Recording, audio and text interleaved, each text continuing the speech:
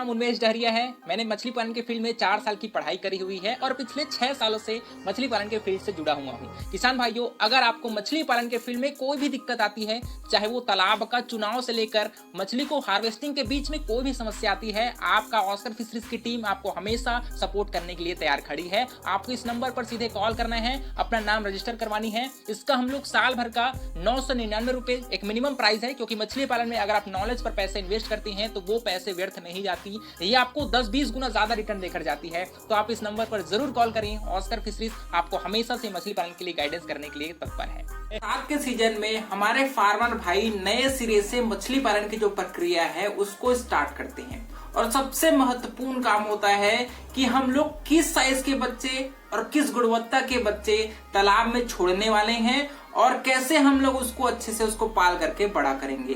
तो किसान भाइयों, अगर आप नए सिरे से मछली पालन शुरू कर रहे होंगे, क्योंकि बरसात का सीजन आ चुका है और ये सीजन आपके तालाब में नए बच्चे छोड़ने के होते हैं, तो आज का वीडियो अच्छे क्वालिटी के बच्चों को कैसे आप देखते ही पहचान लें, उस तरीके को मैं आपको बताने वाला हूं।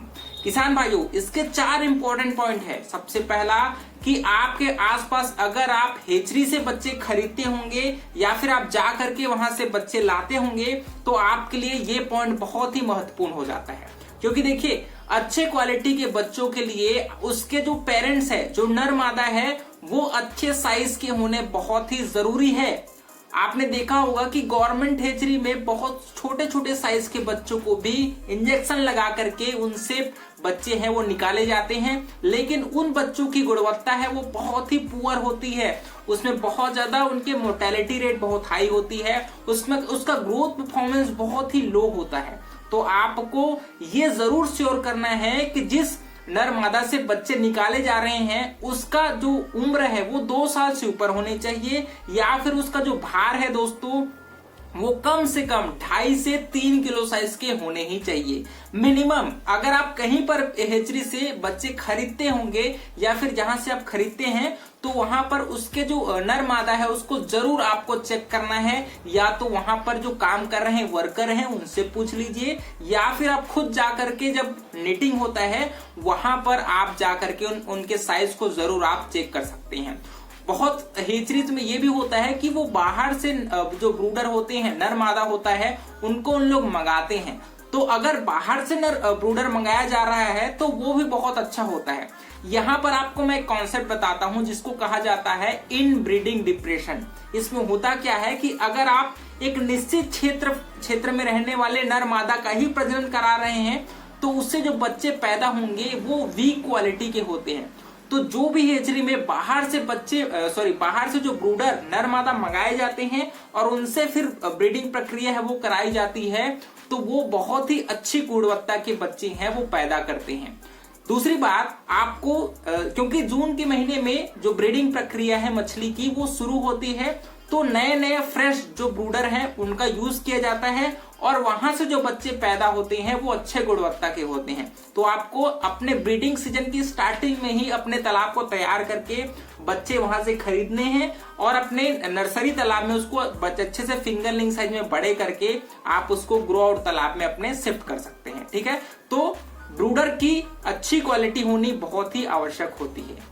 किसान भाई, अगर किसी दूसरे जो व्यवसायी होते हैं उनसे उन लोग बच्चे खरीदते होंगे, तो उनको तुरंत अपने बच्चों को देखकर भी पहचानना आना चाहिए, क्योंकि आजकल लोग घटिया क्वालिटी के बच्चे को भी अच्छी गुणवत्ता के बता करके आपको बहुत अच्छे पैसे में बेच देते हैं और साल भर आप उसका पालन करती हैं, लेकिन उसका भार बिल्कुल भी नहीं बढ़ता।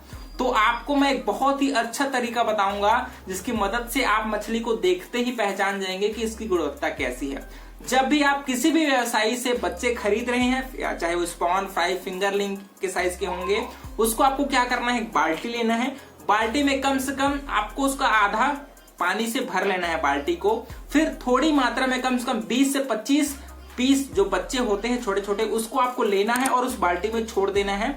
फिर उस बाल्टी में आपको बाल्टी को जिसमें जो पानी है उसको अच्छे से घुमाना है जोर से। ठीक है, अच्छे से घुमाने के बाद अब जब उसको देखेंगे, तो अगर उसमें जो मछलियां हैं, जो बच्चे हैं, वो अगर उस घुमाव के दिशा में ही घूम जा रहे हैं, साथ ही साथ घूम रहे हैं, तो वो क्वालिटी के अच्छे बच्चे नहीं हैं।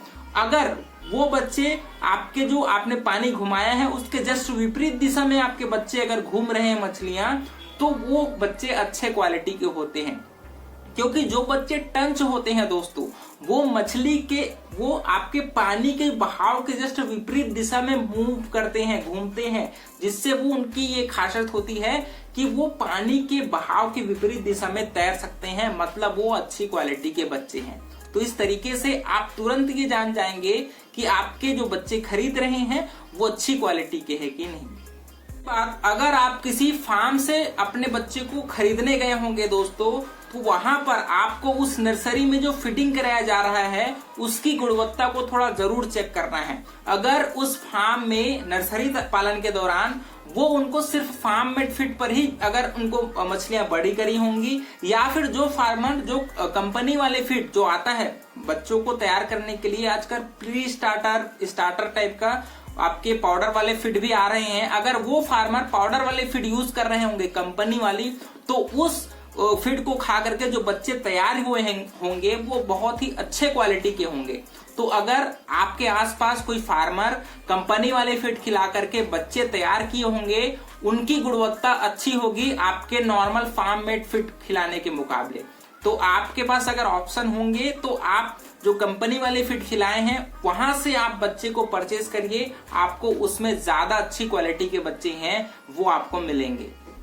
चौथा पॉइंट आता है दोस्तों, आप अपने बच्चे के फिजिकल अपीयरेंस को देखकर भी चेक कर सकते हैं। क्योंकि जो नर्सरी तालाब में आपने देखा होगा कि जो छोटे मछलियां होती हैं उसमें पैरासिटिक अटैक बहुत ज्यादा होता है। पैरासाइट है वो मछली के शरीर में चिपके होते हैं। तो अगर आपको ऊपर से दिख जा रहा है पैरासाइट, तो उस तालाब वाले, उस नर्सरी तालाब वाले से आपको बिल्कुल भी बच्चे नहीं खरीदने हैं। क्योंकि अगर उस मछलियों में पैरासाइटिक अटैक हुआ है तो वो बहुत ही वीक हो जाते हैं, और जैसे ही आप उसको बड़े तालाब में शिफ्ट करेंगे तो वो उसमें मोर्टेलिटी रेट बहुत ही हाई होता है। तो आपको अपने बच्चों में बिना बीमारी वाले बच्चे ही खरीदने हैं। उसके फिजिकल, उसके आप गिल को चेक कर सकते हैं, उसके बॉडी को चेक कर सकते हैं कि उसमें लाल धब्बा वगैरह तो नहीं है, या फिर उसका स्केल है वो निकल तो नहीं गया है उसके बॉडी से। क्योंकि क्या होता है, जिन मछलियों में बीमारी लगने शुरू होते हैं उनका स्केल है वो निकलना शुरू हो जाता है। साथ ही साथ उनके शरीर में दोस्तों आपको रेड धब्बा दिखाई देगा।